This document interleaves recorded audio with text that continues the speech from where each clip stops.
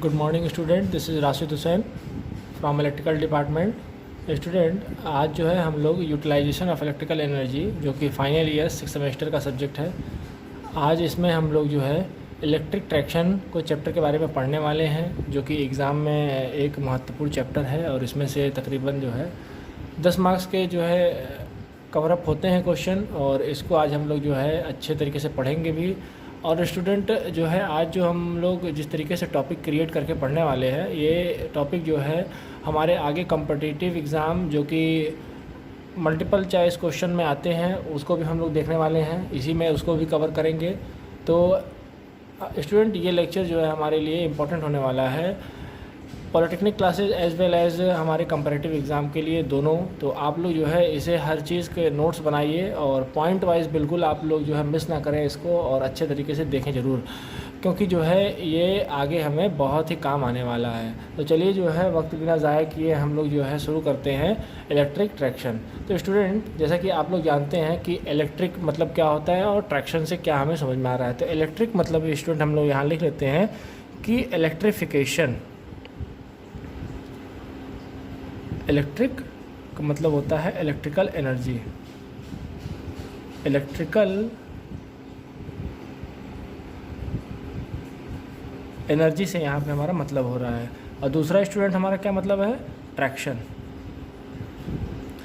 Traction मतलब क्या होता है स्टूडेंट्स? ट्रैक्शन मतलब ये होता है कि एक ऐसी इक्विपमेंट्स या एक ऐसा सिस्टम जो हमारी एक वस्तु को एक जगह से दूसरी जगह भेजने में मदद करे या मूवेबल पार्ट उसको बनाए, उसको हम लोग क्या कहते हैं, ट्रैक्शन। और उस सिस्टम को क्या कहते हैं, ट्रैक्शन सिस्टम। तो यहाँ पर हम लोग लिख सकते हैं अ बॉडी और a system help us to move और make movable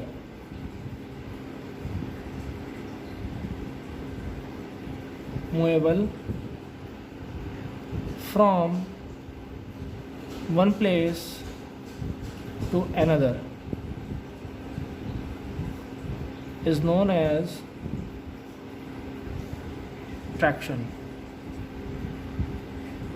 system।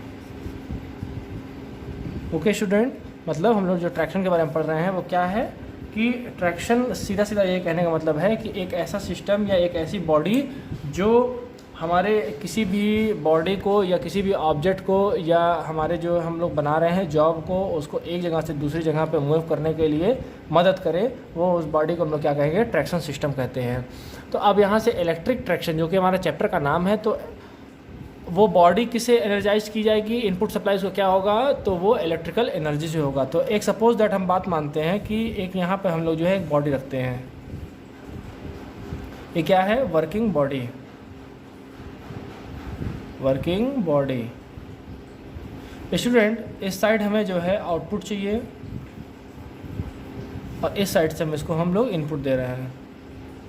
Okay student, कोई भी वर्क डन हम लोग करते हैं किसी भी बॉडी में तो वन साइडेड इनपुट और वन साइडेड आउटपुट होता है। तो ये इनपुट जो होगा स्टूडेंट, हम लोग इसको किससे देंगे, इलेक्ट्रिकल एनर्जी से देंगे, इलेक्ट्रिकल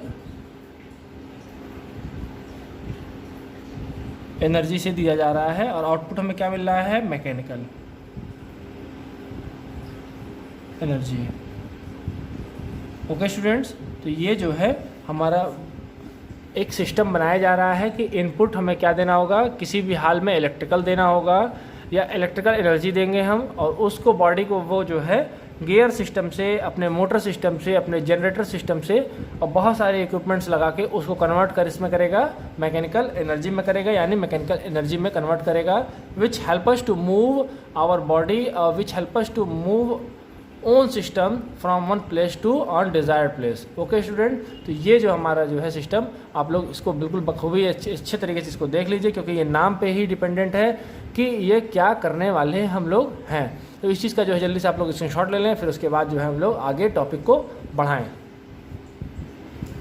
स्टूडेंट, हम लोगों ने चैप्टर के नाम को तो अच्छे तरीके से पढ़ लिया है, अब उसके बारे में देखते हैं कि ये ट्रैक्शन सिस्टम इस्तेमाल कहाँ होते हैं। तो एग्जांपल के तौर पे अगर लिया जाए यहाँ पे, तो सबसे पहला हमारा आता है Indian railway. Indian railway student, Indian Railway is the most biggest example of electric system. Second one is tram बस ऑब्लिक कार। स्टूडेंट, जो ट्राम बस होती है जो कि कलकत्ता में इस्तेमाल किया जाता है, रोड पे चलती है, ये बस तरीके का होता है, इलेक्ट्रिफिकेशन, वो ट्राम बस जिसे कहते हैं हम लोग, तो वो जो है वो भी एक प्रकार का इलेक्ट्रिक ट्रैक्शन है। अब स्टूडेंट जो है अगला एग्जांपल हम लेते हैं हॉइस्ट। ओके स्टूडेंट्स, हॉइस्ट भी हमारा जो है एक प्रकार का इलेक्ट्रिक ट्रैक्शन सिस्टम है। ये भी जो है हमारे वन बॉडी को एक जगह से दूसरी जगह पे मूवेबल करता है। स्टूडेंट, एक एग्जांपल और है हमारा एक्सेलरेटर, जो कि हमारे मॉल्स वगैरह में लगाए जाते हैं और जो मेगा मार्ट्स में लगाए जाते हैं, जो कि हम वन फ्लोर से दूसरे फ्लोर में पहुंचाने के लिए लगते हैं, तो इसलिए यहाँ पे लिख लेते हैं एक्सेलरेटर। ओके स्टूडेंट, तो ये सभी एग्जांपल जो है हमारे वो इलेक्ट्रिक सेक्शन यानी इलेक्ट्रिक ट्रैक्शन के सिस्टम में ये सभी चीज़ें जो है आ जाती हैं। तो हम लोग जो है स्टूडेंट एक एक करके सबको पढ़ेंगे और उसके बारे में डिटेल जानेंगे कि कौन सी चीज़ें, कौन सा सिस्टम किस तरीके से काम करता है। तो पहले हमें क्या पढ़ना है, इंडियन रेलवे के बारे में, क्योंकि यही सबसे बड़ा वो एग्जांपल है जो कि इलेक्ट्रिक ट्रैक्शन सिस्टम को बखूबी इस्तेमाल करता है और उस चीज़ को जो है ये फॉलो अप करता है। तो आप लोग जो है सबसे पहले आप हेडिंग डालेंगे कि Indian railway. Okay students, then after we will study about the details regarding these railway systems. Okay, now student, Indian railway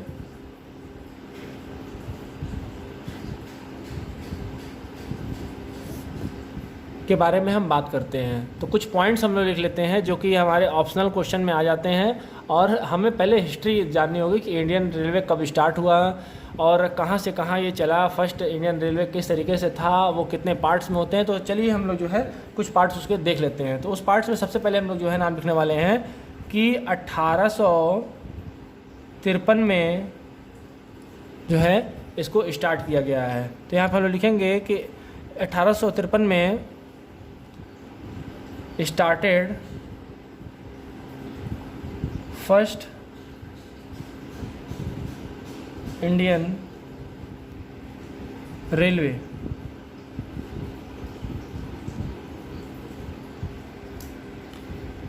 (1853) में स्टूडेंट पहला जो है वो इंडियन रेलवे चलाया गया था। कहाँ से कहाँ तक चलाया गया था स्टूडेंट, तो उसको देख लेते हैं। From Mumbai to Thane, that is Kalyan. Okay student, ये हमारा जो है मुंबई से थाने के लिए बनाया गया था।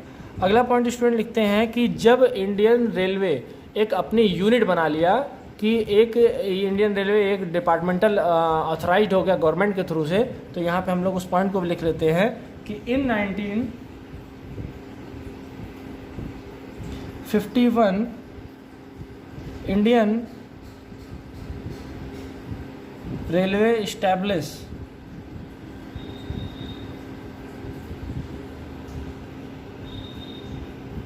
his ministry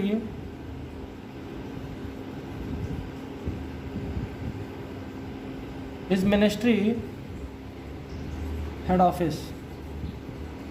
ओके स्टूडेंट्स, तो ये हमारे 3 पॉइंट्स जो हैं हमारे हिस्ट्री रिलेटेड हो जाते हैं। दूसरा स्टूडेंट से बात यह है कि वो जो ट्रेन चलाई गई थी, that train is working on steam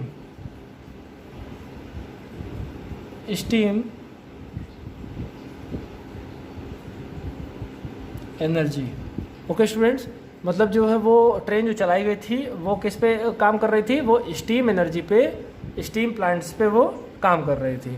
तो ये जो है सम बेसिक्स जो हैं हम बता रहे हैं आपको कि इंडियन रेलवे की कैसे कैसे स्टार्टिंग हुई है। तो ये जो हमारा टॉपिक्स पूछ लेता है मल्टीपल चॉइस क्वेश्चन में स्टूडेंट्स, तो ये हमारे कंपैरेटिव एग्जाम में अक्सर जो है पूछे जाते हैं। तो इस चीज़ का जो है आप लोग नोट डाउन कर लीजिए। उसके बाद जो है हम फिर आगे ये देखते हैं कि ये इंडियन रेलवे का जो है कौन कौन से इंजन्स कैसे आए हैं और क्या क्या उसकी क्लासिफिकेशन आई है। ओके स्टूडेंट्स, अब हम लोग लिखने वाले हैं कि stages of Indian railway make his engines. तो पहले क्या लिखने वाले हम लोग, स्टेजेस में पहला आया था स्टूडेंट हमारे जो है रेलवे के सिस्टम में, तो वो किस तरीके से चल रहा था वो, तो स्टीम इंजन था वो। स्टीम इंजन्स या लोको। ओके स्टूडेंट्स, हम लोग इंजन्स को लोकोस भी कहते हैं। दूसरा स्टूडेंट हमारा बना था diesel engines oblique Locos. And third one, and that is latest one, is electric engines oblique locos। Okay students, मतलब जो है हमारा ये स्टीम इंजन्स जो हैं ये 1853 से 1987 तक इस्तेमाल किया गया था। ओके स्टूडेंट्स, कि ये इतने के बाद जो है ये चल तो रहा था, लेकिन जो है इसको हम लोग जो है बहुत ही बनाना कम कर दिए थे और इस्तेमाल इसका करना बंद कर दिए थे।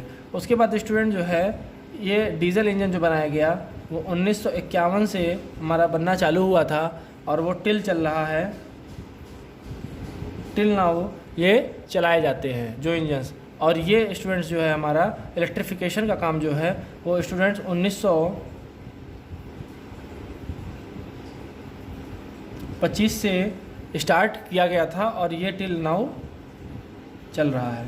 ओके स्टूडेंट्स, इलेक्ट्रिफिकेशन का काम जो है हम लोगों ने 1925 से स्टार्ट किया था। तो ये कुछ जो है रूल्स हैं और ये हमारे इंजन्स बनाए गए थे।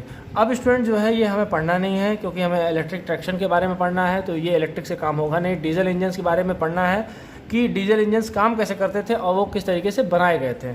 अब उसके बाद स्टूडेंट जो है हम लोग इलेक्ट्रिक इंजन्स के बारे में पढ़ेंगे, जो कि हमारा मोस्ट इंपॉर्टेंट होने वाला है और इसके ही बिहाफ पे हमें क्वेश्चन पूछा जाएगा, क्योंकि चैप्टर ही हमारा जो है इलेक्ट्रिक ट्रैक्शन के बारे में कह रहा है।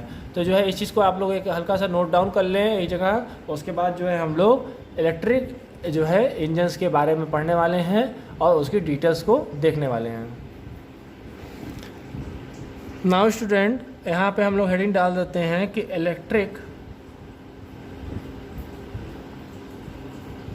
इंजन्स ऑब्लिक लोको।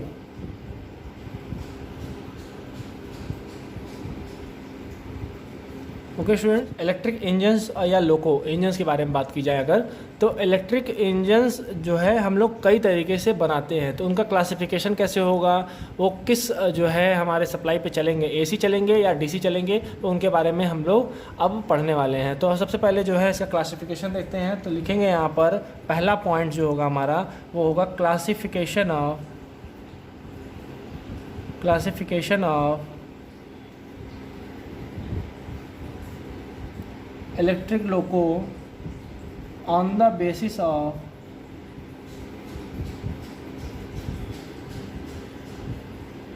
its operating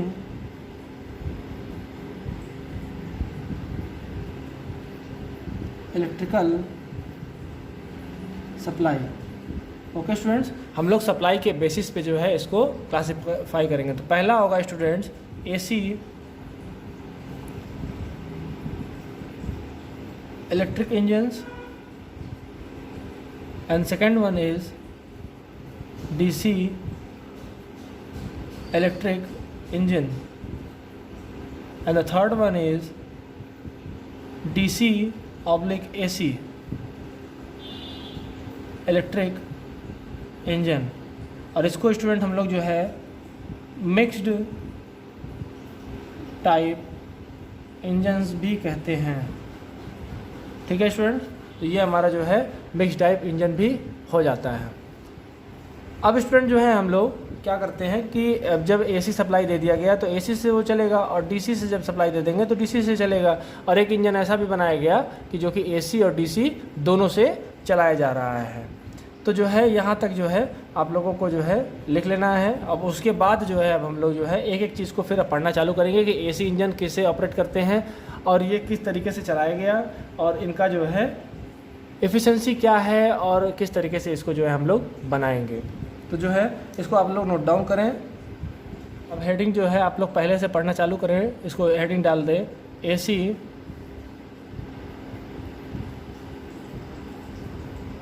ट्रैक्शन सिस्टम या इलेक्ट्रिक इंजन्स। ओके स्टूडेंट्स, मतलब हम लोग इलेक्ट्रिक ट्रैक्शन सिस्टम एसी पे जो ऑपरेट होगा उसके बारे में पढ़ते हैं और कैसे काम करता है। तो अब उसका हम लोग जो है अब ये देख लेते हैं कि कैसे ये ऑपरेट करता है। तो यहाँ पे लिखेंगे हम लोग कि a system which is get operated by giving AC input power to the engines।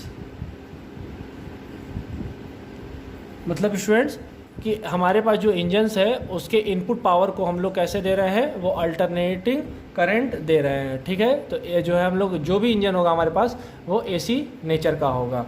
अब AC ट्रैक्शन जो है ये तो दे दिया गया है। अब इसमें भी जो है स्टूडेंट्स बहुत सारे क्लासिफिकेशन किए गए हैं कि सिंगल फेज AC दे रहे हैं कि 3 फेज AC दे रहे हैं। तो यहाँ पे जो क्लासिफिकेशन लिखा जाएगा वो पहला होगा स्टूडेंट कि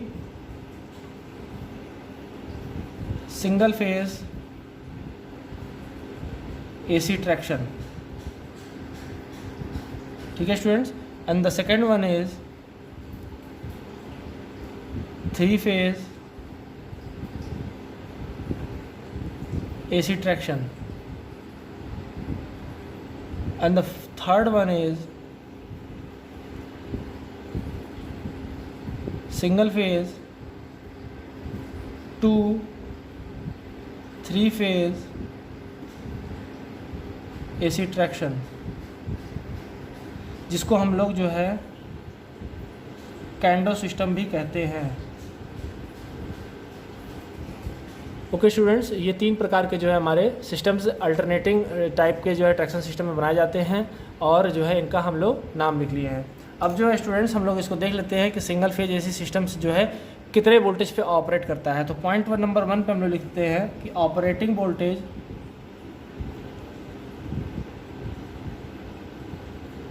is 25 kV with 50 hertz. Okay students, ये जो ऑपरेटिंग वोल्टेज है वो 25 kV 50 हर्ट्ज पे काम करता है। एक इंजन जो है हमारे इस तरीके से बनाए गए हैं।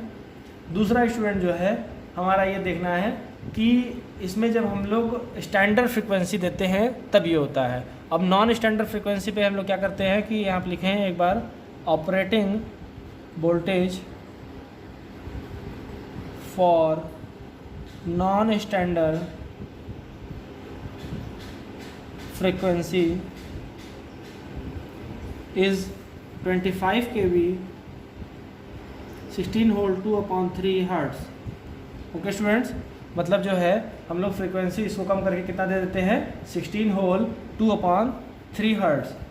ठीक है, और इसमें जो हम लोग मोटर लगाते हैं, motor use to drive is DC series motor. ठीक है स्टूडेंट, DC सीरीज मोटर हम लोग इसको इस्तेमाल करते हैं। ये तो हमारा single phase AC traction system हो गया जिसे हम लोग जो है इसको बना रहे हैं। अब जो है स्टूडेंट हम लोग 3 फेज AC सिस्टम को जो है बनाते हैं। तो इसमें देखते हैं कैसे होता है। तो इसमें हम लोग ऑपरेटिंग वोल्टेज लिख देते हैं। Operating voltage is 3000 volt to 3500 volt with 50 hertz. ये बनाया गया है स्टूडेंट्स। और इसमें जो हम लोग मोटर जो इस्तेमाल करते हैं वो होता है induction motor.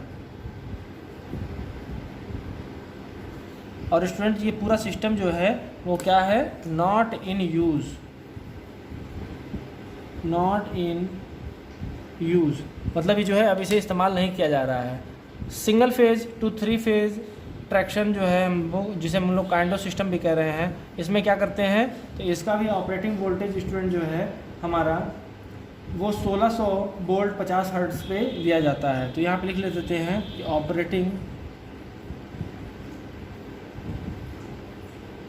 Voltage for this system is 1600 volt 50 hertz. इसको जो है हम लोग 1600 voltage 16,000 students 16,000 volt to 50 hertz पे हम लोग जो है इसको सप्लाई देकर चलाते हैं।